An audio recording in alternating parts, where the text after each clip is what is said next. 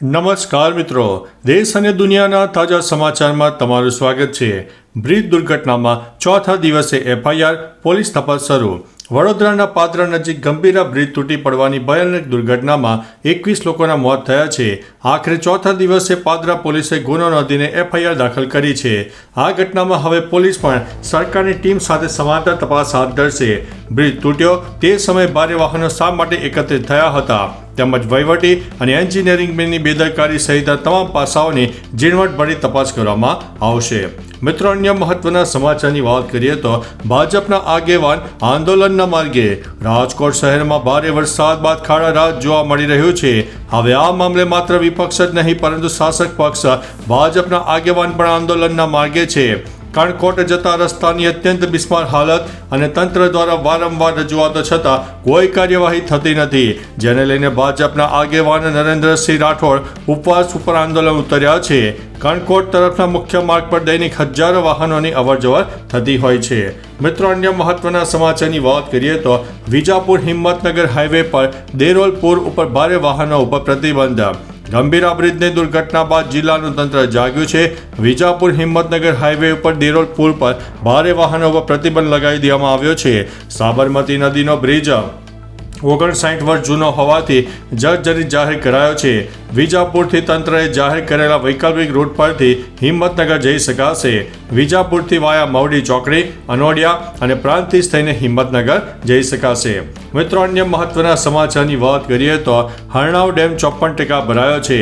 ઉપરવાસમાં પડેલા ભારે વરસાદ અને હરણાવ નદીમાં ભળતી નદીઓમાં આવેલા પૂરના કારણે હરણાવ ડેમ 54% ભરાઈ ગયો છે। હરણાવ જળાશયમાં ખેડબ્રહ્મા, વડાલી અને વિજયનગર તાલુકાના ખેડૂતોની જીવાદોરી સમાન બની ગયો છે। નાયબ ઇજનેર દીપ મહેતા અને મદદનીશ ઇજનેર નિશાન પટેલના જણાવ્યા અનુસાર હરણાવ વાવ જળાશયમાં ગત 10 વર્ષમાં સૌ પ્રથમવાર 54% ભરાયો છે। મિત્રો, અન્ય મહત્વના સમાચારની વાત કરીએ તો ગારિયાધારમાં ધોધમાર વરસાદ, પાણી જ પાણી થઈ ગયું। ભાવનગરના ગારિયાધાર શહેરમાં ધોધમાર વરસાદ તૂટી પડતા રોડ ઉપર ચારે તરફ પાણી ભરાઈ ગયા। શહેરમાં 5 વાગ્યાની આસપાસ કાળા દિબાંગ વાદળો ધસી આવ્યા। પચ્છેગામ રોડ, આશ્રમ રોડ, બાયપાસ રોડ, વાવ દરવાજા, રાજપૂતવાડી, વાવ દરવાજા, રૂપાવટી રોડ સહિતના વિસ્તારોમાં પાણી ગરકાવ થઈ ગયા છે। હાલ વધુ વરસાદ પડતા ખેડૂતો પણ ચિંતામાં ડૂબી ગયા છે। મિત્રો, અન્ય મહત્વના સમાચારની વાત કરીએ તો ઉના પંથકમાં 1 કલાકમાં 1 ઇંચ વરસાદ। ઉના પંથક અને ગીર ગઢડા શહેરમાં 1 કલાકમાં 1 ઇંચ વરસાદ પડ્યો। વરસાદના ધોધમાર વરસતા શહેરના રસ્તા ઉપર પાણી ફરી વળ્યા। લાંબા સમય બાદ આવેલા વરસાદથી શહેરીજનોમાં રાહતની લાગણી જોવા મળી છે। ખાસ કરીને ખેડૂતો માટે આ વરસાદ વરદાન સાબિત થયો છે। હવામાન વિભાગના જણાવ્યા અનુસાર હજુ પણ વરસાદ ચાલુ રહેવાની શક્યતા રહેલી છે। મિત્રો, અન્ય મહત્વના સમાચારની વાત કરીએ તો હજુ પણ અનેક જિલ્લામાં વરસાદનું એલર્ટ આપવામાં આવ્યું છે। સાબરકાંઠા, અરવલ્લી, મહીસાગર, દાહોદ અને પંચમહાલમાં ભારે વરસાદને લઈને એલર્ટ આપવામાં આવ્યું છે, જ્યારે અન્ય જિલ્લામાં હળવાથી મધ્યમ વરસાદની શક્યતા છે। આ ઉપરાંત છેલ્લા 24 કલાકમાં 101 તાલુકામાં વરસાદ નોંધાઈ ગયો છે।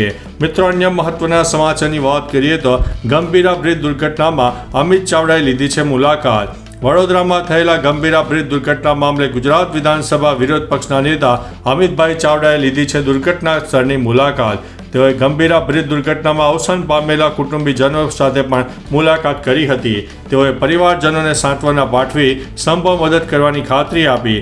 ઈશ્વર તમામ મૃતકોના દિવ્ય આત્માને શાંતિ આપે તે માટે પણ પ્રાર્થના કરી હતી।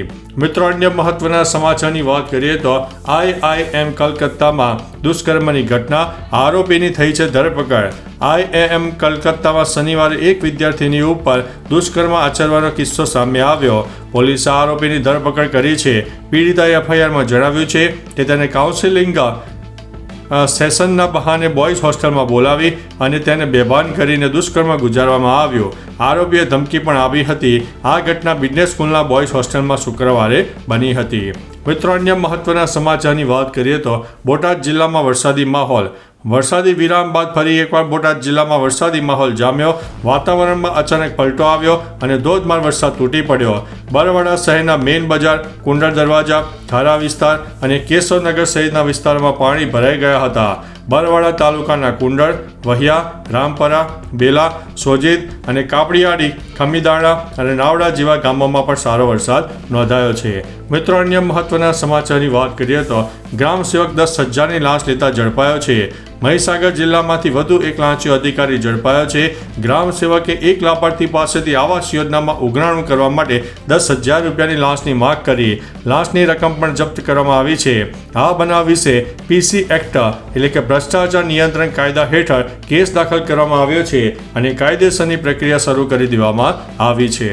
મિત્રો, અન્ય મહત્વના સમાચારની વાત કરીએ તો ગંભીરા બ્રિજ દુર્ઘટના, સાવલીના ધારાસભ્યની મોટી જાહેરાત. વડોદરામાં ગંભીરા બ્રિજ દુર્ઘટના મામલે હવે સાવલીના ધારાસભ્યે મોટી જાહેરાત કરી છે.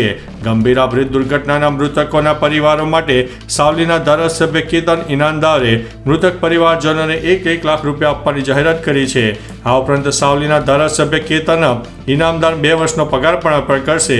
બ્રિજ દુર્ઘટનામાં મૃત્યુ પામેલા લોકોના પરિવાર માટે આ જાહેરાત કરવામાં આવી છે. મિત્રો, અન્ય મહત્વના સમાચારની વાત કરીએ તો બાબા વેંગાની આગાહી સાચી પડી. જાપાની બાબા વેંગાની 5 જુલાઈની આગાહી હવે સાચી પડી રહી છે. ભારે વરસાદ, તોફાન અને વાવાઝોડાની સાથે જ્વાળામુખી ફાટવાની ઘટના સાચી પડી છે. વાવાઝોડું એટલું જોરદાર છે કે લોકો ઊભા રહી શકતા નથી. ભારે વરસાદને કારણે ઘણી જગ્યા પૂર જેવી પરિસ્થિતિનું નિર્માણ થયું. આ સાથે રિયોએ વાવાઝોડે ફાટવા સંબંધિત એક આગાહી પણ કરી હતી, જે પણ સાચી સાબિત થઈ ચૂકી છે. મિત્રો, અન્ય મહત્વના સમાચારની વાત કરીએ તો અત્યારે લોકોને ખાવાના ઠેકાણા નથી અને આ વ્યક્તિ કહી રહ્યા છે કે ગરીબી મૂળમાંથી નાબૂદ થઈ ગઈ છે. PM મોદીએ ગરીબી મૂળમાંથી નાબૂદ કરી દીધી છે તેવું આ વ્યક્તિએ જણાવ્યું છે. આ વ્યક્તિ કોણ છે? કેન્દ્રીય મંત્રી શિવરાજસિંહ ચૌહાણે ભોપાલમાં રોજગાર મેળામાં કહ્યું કે વડાપ્રધાન મોદીનું વિઝન ભારત માટે વરદાન છે. તેમના નેતૃત્વમાં વિકસિત ભારત બનાવવા માટે એક મહાન પ્રયાસ કરવામાં આવી રહ્યો છે. તમામ ક્ષેત્રોમાં વ્યાપક કાર્ય થઈ રહ્યું છે. વડાપ્રધાન મોદીનો આ કાર્યકાળ એક સુવર્ણકાળ છે. 25 કરોડથી વધુ લોકો ગરીબી રેખાથી ઉપર આવ્યા છે. તેમણે ગરીબીને મૂળમાંથી નાબૂદ કરી છે. તો ચાલો મિત્રો, ફરીથી દેશ અને દુનિયાના સુપરફાસ્ટ સમાચાર લઈને મળતા રહીશો. ત્યાં સુધી અમને રજા આપશો. નમસ્તે.